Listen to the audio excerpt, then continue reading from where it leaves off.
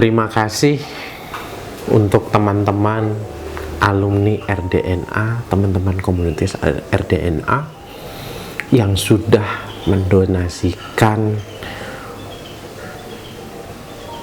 uangnya kepada kami, Pak Happy dan saya, untuk pengadaan APD, hazmat, terus sembako dan sebagainya, terus juga sama teman-teman di luar RDNA pun yang konsisten membantu untuk penyelesaian masalah yang kita hadapi bersama. Oke, kali ini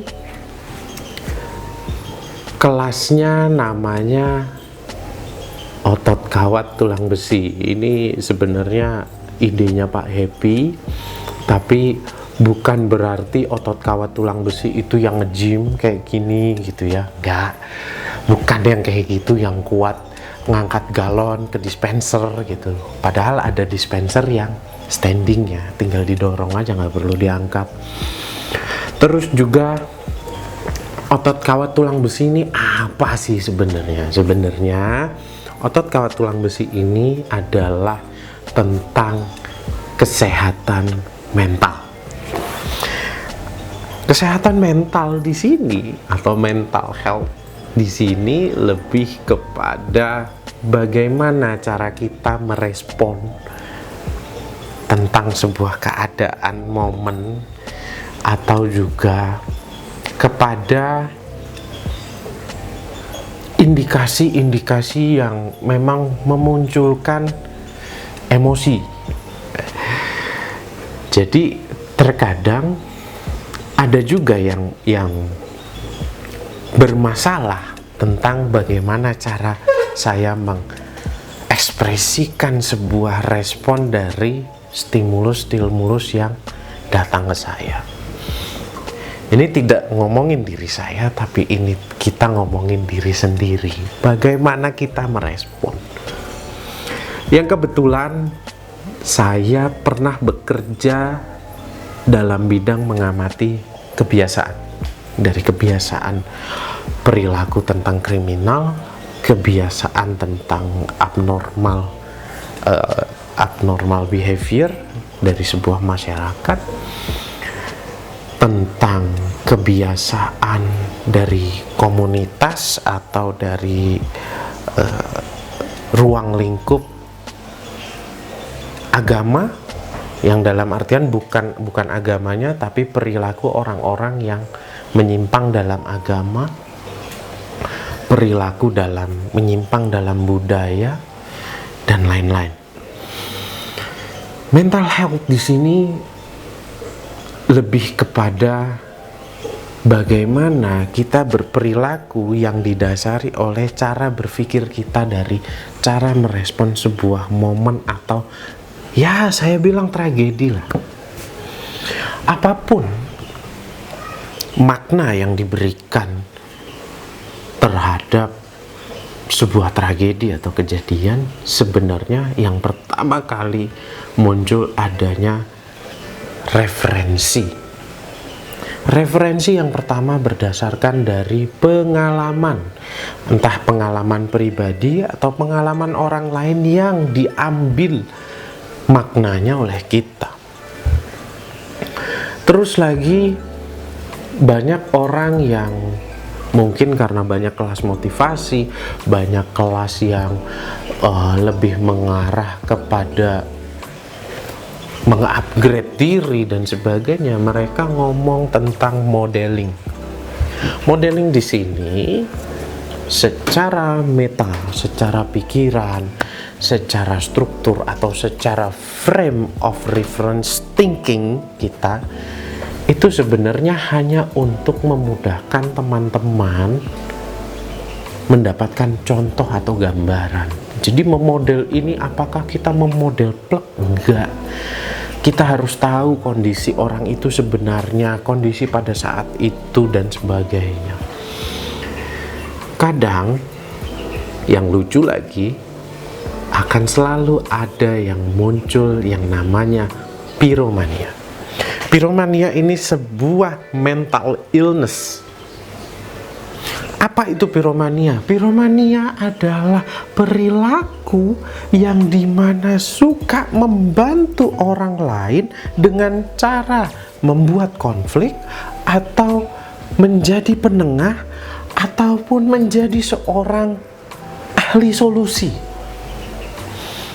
Jadi secara umum gitu ya, bukan secara spesifik, secara umum piromania dilakukan oleh semua orang. Contoh yang simpel adalah begini. Saya punya teman namanya A. Kebetulan dia curhat sama saya. Pada saat dia curhat sama saya, hal yang pertama saya lakukan adalah saya seolah ingin membantu dia, ingin menyelesaikan masalah dia, ingin cepat menjadikan solusi dari saya untuk dirinya supaya dia lebih berdaya. Hal itu boleh di pikiran, boleh jadi ada di pikiran kita semua. Tapi satu hal, teman-teman, saya pribadi, ketika saya melakukan hal seperti itu akan memunculkan masalah baru bagi dia dan lingkungannya. Contoh simpel lagi. Ketika si A ini curhat sama saya, tiba-tiba saya pengen jadi sok pahlawan. Supaya apa? Supaya dia ini misalnya jadi korban apalah, misalnya korban penipuan, uang atau apa dan sebagainya. Lalu dia dan temannya, saya tendensius terhadap si B lah kita ngomong. Si A ini curhat ke saya, si A dan B ini berkonflik tentang uang. Dan saya itu yang kenal, yang saya anggap, oh si A ini, saya kenal si A ini dengan si C. A ini menurut saya A dengan C ini dekat menurut saya. A dan D ini menurut saya dekat dengan saya. Lalu saya dengan sok pahlawannya, saya ngomong ke C dan D bahwa si B itu bermasalah uang dengan si A. Saya ngomong ke C dan D begitu selanjutnya. Supaya apa? Supaya si C kebetulan kenal juga sama si B, tidak tertipu oleh si B. Itu piromania. Jadi mencampuri, yang dimana pada saat akhir dari sebuah realita itu, A dan B hanya berkonflik biasa saja. Tapi karena pengaruh saya yang tendensius, yang saya sok-sok pahlawan, si C dan D akhirnya saya menghasut mereka. Entah apa alasannya, menjadi supaya tujuan saya ini menjadi apa?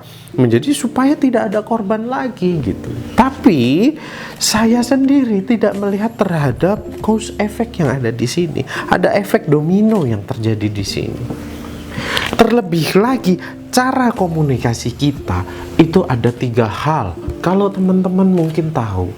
Yang pertama, seseorang yang berkomunikasi biasanya ada kecenderungan delesi. Delesi ini adalah kecenderungan pasti mengurangi sesuatu, informasi dari hal utuh berdasarkan ya pengalaman saya, cara saya berbicara dan sebagainya. Terus yang kedua adalah generalisasi. Generalisasi sifatnya adalah lebih kepada sifat-sifat kejelekan umum atau kebaikan umum saja yang dibicarakan. Contoh cerita ketika saya mau gibah sama teman saya, itu gimana? Tiba-tiba teman saya ngomong begini, intinya sih begini gitu, tanpa mengetahui secara detail. Yang ketiga adalah distraksi. Distraksi ini yang sifatnya tendensius, seperti yang saya ceritakan tentang si C dan D tadi. Karena kebetulan saya merasa saya kenal si C, kebetulan juga dekat dengan si A, maka harus bla bla bla bla bla bla. Sifatnya distraksi. Modelnya tendensius. Dan cara komunikasi yang begini harus ditelaah. Ditelaahnya gimana? Ya memang harus mengetahui secara utuh. Lah, tentu saja bagaimana cara kita mengenali tentang piromania ini? Yang pertama, ketika ada orang yang berbicara sama kita, Ini adalah perilaku asertif ya. Perilaku asertif merupakan perilaku yang dimana tidak menilai sisi egoisme. Jadi yang kita lihat adalah tindakan. Yang pertama, si A curhat sama saya menjelekkan si B. Terus saya tanya, kamu butuh saya sendiri, saya ini apakah harus memberikan solusi? Saya ini apakah hanya mendengarkan sampah emosi dari teman saya si A ini? Atau saya yang mau jadi pahlawan dan sebagainya? Ini harus ditanya dulu ke diri kita. Kalau hanya sekedar, dia cuma hanya sekedar butuh dukungan, dia hanya sekedar butuh kita hadir sebagai teman, yang dimana teman curhat dan sebagainya. Terus yang kedua adalah kita, walaupun kita tahu masalah sebenarnya seperti apa dari versi dua orang, atau kita lebih tahu mengetahui mereka berdua, tidak tendensius atau tidak mengikut campurkan apapun yang ada pikiran kita kepada orang ini, karena sangat berpengaruh. Apalagi kalau kita bisa tahu tentang cara kita komunikasi kita yang gimana, entah generalisasi kah, entah delesi kah, entah distraksi kah, seperti itu. Yang ketiga adalah teman-teman harus tahu kondisinya, harus tahu kondisi yang gimana. Contoh, pada saat si A ini curhat, kondisi dia sedang dalam apa? Emosikah? Sedang dalam apa? Kita sebagai teman tidak perlu ikut-ikutan berempati terhadap hal tersebut.